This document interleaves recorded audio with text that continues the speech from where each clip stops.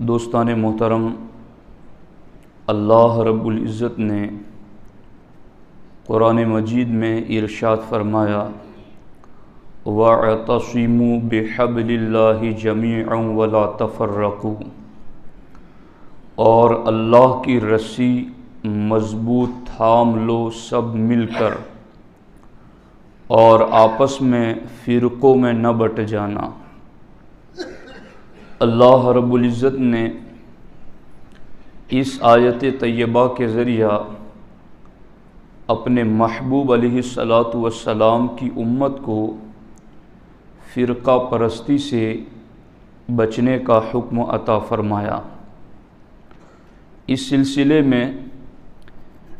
گزشتہ جمعۃ المبارکہ میں کچھ ضروری اہم باتیں اس حوالے سے میں عرض کر چکا ہوں۔ آج کے اس جمعۃ المبارکہ میں یہ بات آپ کو سمجھانا چاہتا ہوں کہ ایک ہے ہمارا جسمانی وجود اور دوسرا ہے ہمارا روحانی اور ایمانی وجود۔ جسمانی وجود کو جب کوئی تکلیف پہنچتی ہیں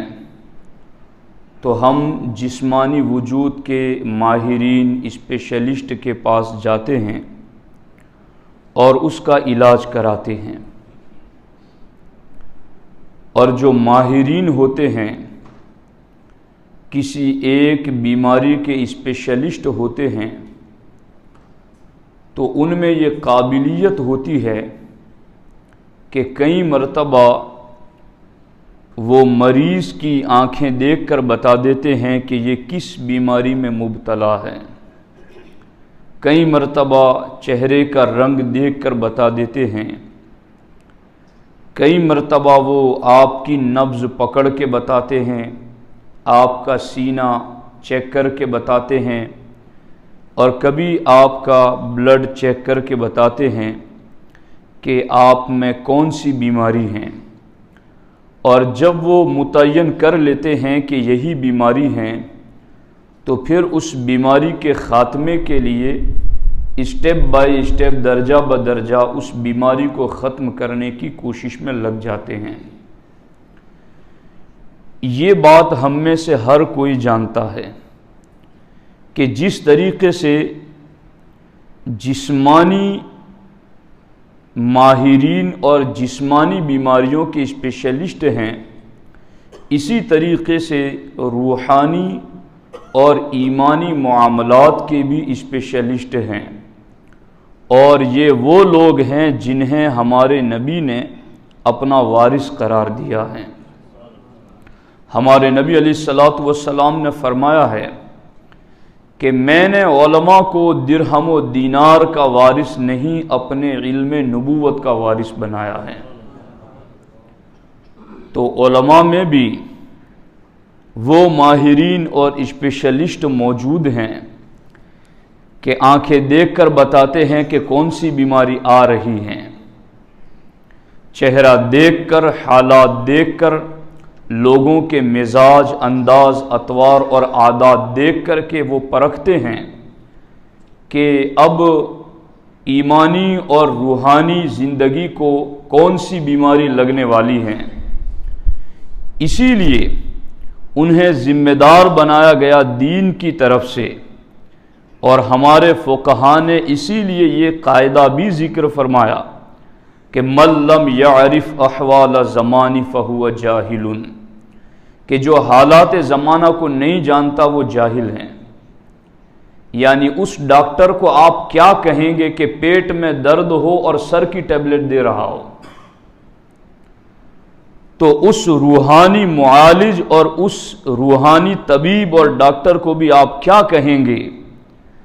کہ بس اس کی مثال بھی یہی ہو جائے کہ درد ہاتھ میں ہو اور دوا کان کی دے رہا ہے۔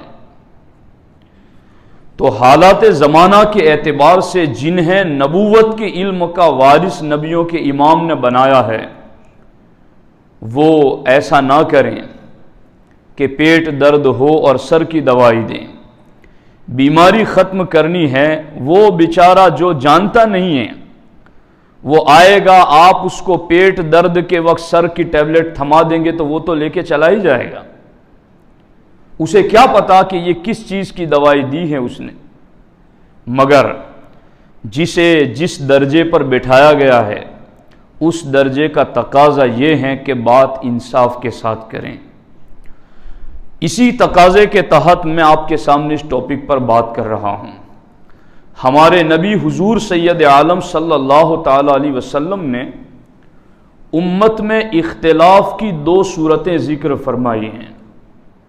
ایک اختلاف وہ ہے جسے محمود کہتے ہیں، اچھا اختلاف، اور دوسرا اختلاف وہ ہے جسے مذموم برا اختلاف کہتے ہیں۔ حنفیوں کا شافعیوں کے ساتھ اختلاف درجنوں مسائل میں ہے، حنفیوں کا مالکیوں کے ساتھ درجنوں مسائل میں اختلاف ہے، حنفیوں کا حنبلیوں کے ساتھ اور امام احمد ابن حنبل کے ماننے والوں کے ساتھ درجنوں مسائل میں اختلاف ہیں، لیکن آپ کو کہیں بھی ان میں آپس میں جھگڑا نظر نہیں آئے گا، ان میں کہیں بھی آپ کو آپس میں تو میں یا کچھ کفر یا اس طرح کی باتیں آپ کو نظر نہیں آئیں گی، بلکہ اتنے مسائل میں، ہزاروں مسائل میں اختلاف کے باوجود جب امام شافعی رضی اللہ تعالیٰ عنہ بغداد حاضر ہوتے ہیں اور ہمارے اور آپ کے امام اعظم ابو حنیفہ رضی اللہ تعالیٰ عنہ کے مزار پر حاضری دیتے ہیں، تو امام شافعی ہزاروں مسائل میں امام اعظم ابو حنیفہ سے اختلاف رکھنے کے باوجود فرماتے ہیں جب بھی بغداد جاتا ہوں تو ابو حنیفہ کی چوکھٹ پر حاضری دیتا ہوں، اور جب بھی مجھے کوئی مسئلہ سمجھ میں نہیں آتا تو میں 2 رکعت نماز پڑھ کر کے امام اعظم کے وسیلے سے دعا کرتا ہوں تو وہ مسئلہ اللہ حل فرما دیتا ہے۔ یہ کیسا اختلاف ہے کہ اختلاف بھی ہے مگر پیار ختم نہیں ہوتا۔ یہی وہ اختلاف ہے جس کو ہمارے نبی نے فرمایا اختلاف امتی رحمتن، کہ میری امت کا اختلاف رحمت ہے۔ اور امام شافعی کا کمال ادب تو یہ ہے کہ آپ اپنے مقلدین کے لیے یہ کہتے ہیں کہ آمین امام بولے، امام ولضالین پڑھے تو تم زور سے آمین کہو، رفع یدین کرو، مگر جب امام اعظم کی چوکھٹ پر حاضری دیتے اور 2 رکعت پڑھتے تو پھر اپنے مسلک کے بتائے ہوئے طریقے پر نہیں، امام اعظم کے بتائے ہوئے طریقے پر نماز پڑھتے تھے۔ تو یہ اختلاف بھی ہیں مگر اس کے باوجود محبتیں بھی ہیں، عقیدتیں بھی ہیں، پیار بھی ہیں، ساری رواداریاں بھی ہیں۔ تو ایک اختلاف یہ ہے جو محبوب علیہ الصلوۃ والسلام نے ذکر فرمایا اور کہا یہ رحمت ہے، مگر دوسرا اختلاف ہمارے نبی علیہ السلام نے خود بیان کیا۔ ہم پابند ہیں صرف اس چیز کے کہ جو سرکار نے ہمیں وارث بنایا وہ وراثت سیدھی پہنچا دیں۔ سرکار دو عالم صلی اللہ تعالی علیہ وسلم نے فرمایا کہ بنی اسرائیل 72 فرقوں میں بٹ گئے اور میری امت 73 فرقوں میں بٹ جائیں گی۔ ادھر سرکار نے فرمایا ادھر بھی اختلاف ہوگا میری امت میں، مگر وہاں کیا کہا؟ رحمتن، وہ رحمت ہے۔ اور ادھر کیا فرمایا سرکار نے کہ امت 73 فرقوں میں بٹ جائے گی، اور سرکار نے ایسا نہیں فرمایا کہ 73 کے 73 سب کے لیے رحمت ہیں، بلکہ یہاں سرکار نے فرمایا کلہم فی النار، سب کے سب جہنمی ہیں الا واحدہ، سوائے ایک کے۔ صحابہ نے پوچھا حضور وہ ایک کون ہیں؟ تو ہمارے نبی علیہ الصلوۃ والسلام نے فرمایا ما انا علیہ و اصحابی، اور دوسری جگہ سرکار نے فرمایا ہم اہل السنت والجماعہ، کہ وہ جو جنتی گروہ ہے میری امت کا وہ ہے اہل سنت و جماعت۔ جو میرے طریقے پر ہیں اور میرے صحابہ کے طریقے پر ہیں،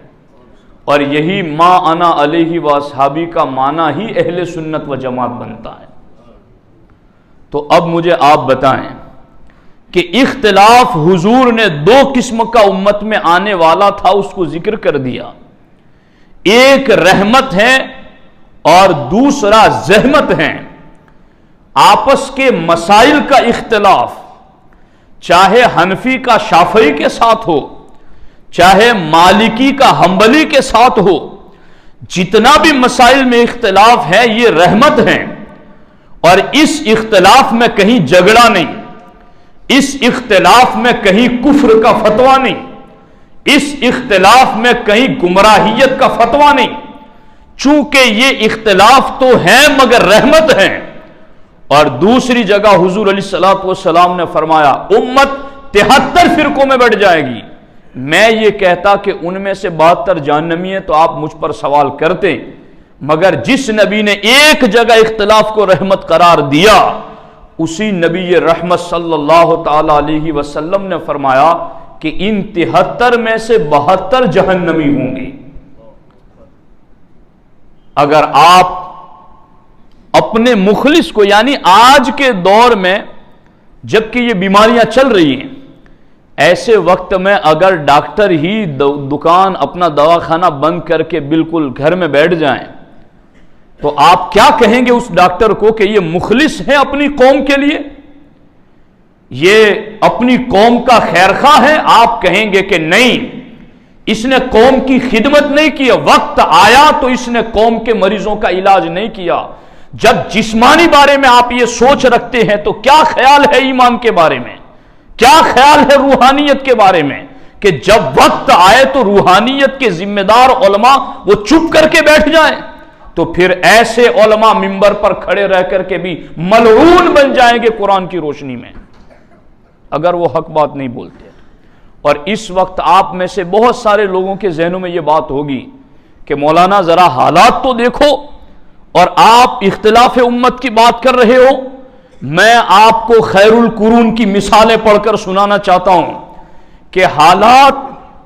صرف آج نہیں بگڑے ہیں۔ جب ابو بکر صدیق رضی اللہ تعالیٰ عنہ نے خلافت سنبھالی تھی تو حالات کتنے خراب تھے کہ ایک طرف تو حضور کی جدائی کے غم میں ہر صحابی اشکبار ہیں، خاتون جنت سیدہ فاطمۃ الزہرا نے یہاں تک کہا صبت علی مصائب لو انہا صبت علی الایام سرن لیالہا، کہ مجھ پر وہ مصیبتیں ٹوٹ پڑی ہیں مصطفیٰ کریم کی جدائی سے کہ وہ مصیبتیں اگر صبت علی الایام سرن لیالہا، وہ مصیبتیں اگر دنوں پر ٹوٹ پڑتی تو دن رات بن جاتے۔ حضور کی جدائی کا غم، دوسری طرف مسیلمہ کذاب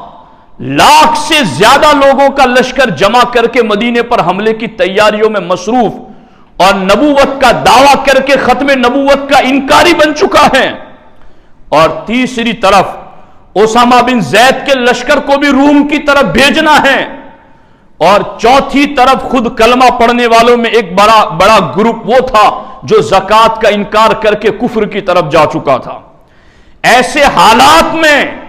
عمر جیسا عظیم صحابی بھی ابو بکر صدیق کو یہ کہنے لگا کہ اے ابو بکر صدیق، آپ خلیفۃ المسلمین ہیں، حالات سخت ہیں، آپ اسامہ بن زید کے لشکر کو روم کی طرف روانہ نہ کریں، دشمنوں کو پتا چلا تو وہ مدینے پر حملہ کر دیں گے، اور کم از کم آپ اس وقت جو باقی پورا دین مانتے ہیں، نماز بھی پڑھتے ہیں، روزہ بھی رکھتے ہیں، حج بھی کرتے ہیں، کلمہ بھی پڑھتے ہیں، صرف زکوٰۃ ہی کا تو انکار کر رہے ہیں۔ اے ابو بکر صدیق، حالات ٹھیک نہیں ہیں، آپ ان کے لیے نرمی کریں۔ اس وقت ابو بکر صدیق کا یہ جملہ تھا، جبار فی الجاہلیت و خوار فی الاسلام۔ اے عمر، تم زمانے جاہلیت میں تو بڑے نڈر تھے اور آج اسلام میں ایسی بات کر رہے ہو۔ پھر حضرت ابو بکر صدیق رضی اللہ تعالیٰ عنہ نے اگر حالات سے سمجھوتا اس وقت کر لیا ہوتا تو آج دین کی اصلی صورت میرے اور آپ تک نہیں پہنچتی۔ صدیق اکبر نے حالات ہوئے دین کی حقیقی بنیادوں پر استقامت کے ساتھ کھڑے رہے، اور آپ نے چوطرفہ جنگ لڑی، نہ مسیلمہ کذاب کو چھوڑا، نہ رومی دشمنوں کو چھوڑا، نہ منکرین زکات کو چھوڑا، ہر طرف حضور کی جدائی کے غم کے باوجود بھی چوطرفہ جنگ لڑی گئی۔ اور جب صدیق اکبر نے حالات کو نہ دیکھتے ہوئے صرف دین کو دیکھا تو حضرت عمر بھی کہتے ہیں جب سارے حالات ختم ہوئے تو ہمیں پتا چلا کہ فیصلہ وہی حق تھا جو ابو بکر صدیق نے کیا تھا۔ حالات اگر ہمیں شیطان ہمارے دلوں میں ڈالتا ہے تو مجھے بتاؤ، جب سیدنا عثمان غنی رضی اللہ تعالیٰ عنہ کی شہادت ہوئی تھی، پڑھیے آپ تاریخ کو، حالات کیسے تھے، مگر وہ امیر المومنین مولا علی کی ذات تھی جنہوں نے چاروں طرف سے اسلام کی حفاظت کی، اور روافض کے فرقے کو بھی آپ نے رد کیا اور خوارج کو بھی رد کیا،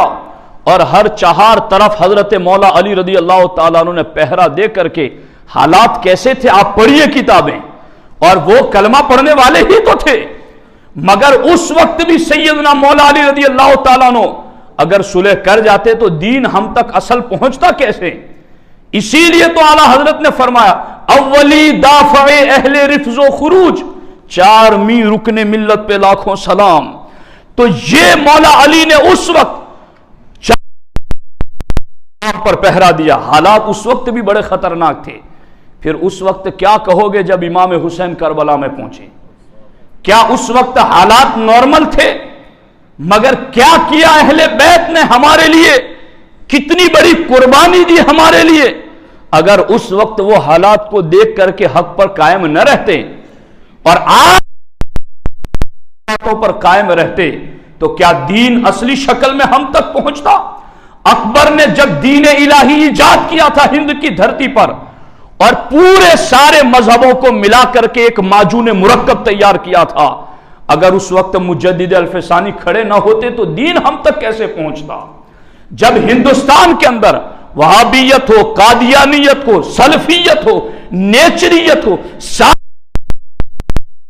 اگر اس وقت امام احمد رضا نے قلم نہ اٹھایا ہوتا تو دین ہم تک اصلی شکل میں کیسے پہنچتا؟ تو حالات کا اگر کوئی یہ بات کرتا ہے کہ حالات ٹھیک نہیں ہیں تو میرے دوستو آپ یہ امید نہ رکھیں کہ آگے جا کر کے بھی حالات ٹھیک ہو جائیں گے۔ حالات ٹھیک ہوں یا نہ ہوں ہمیں اس کا ذمہ دار نہیں بنایا گیا،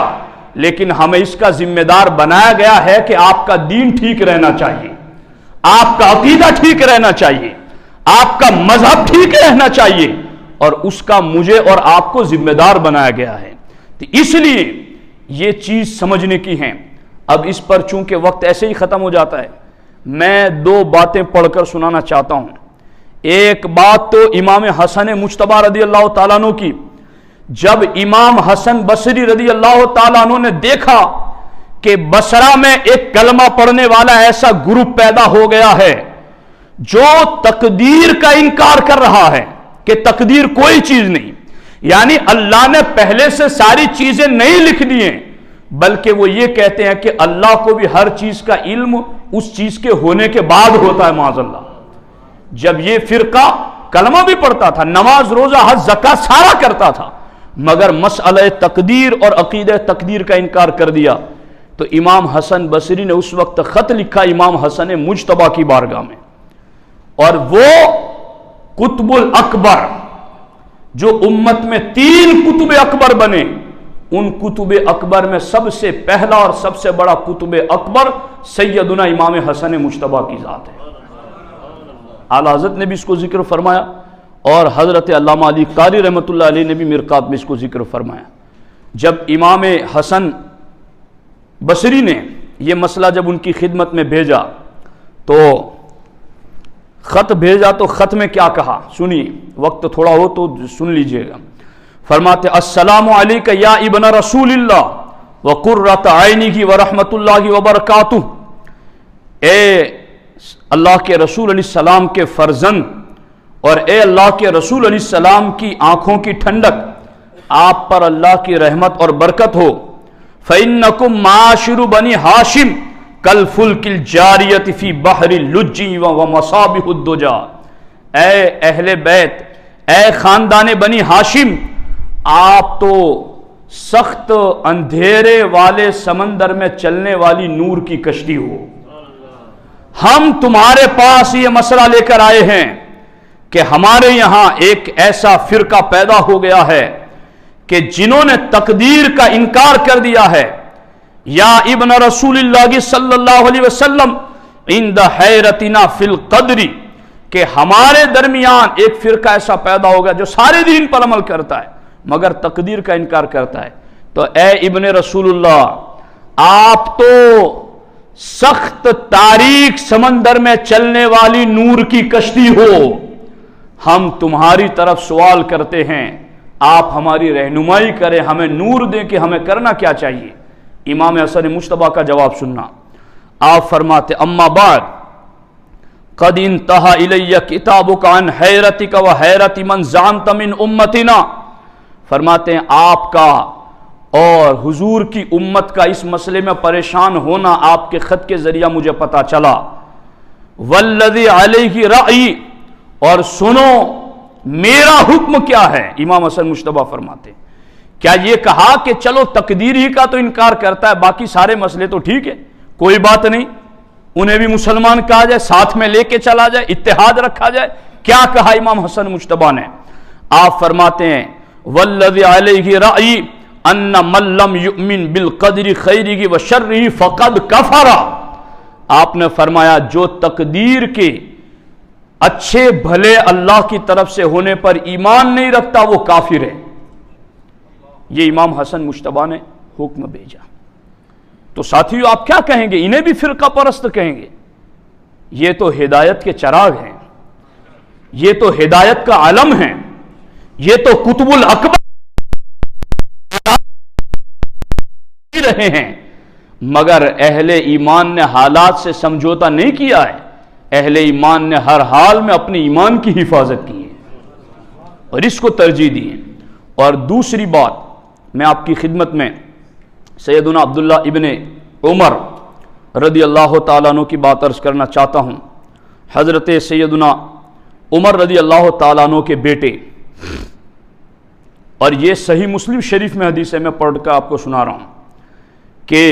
یحییٰ بن یعمر کہتے ہیں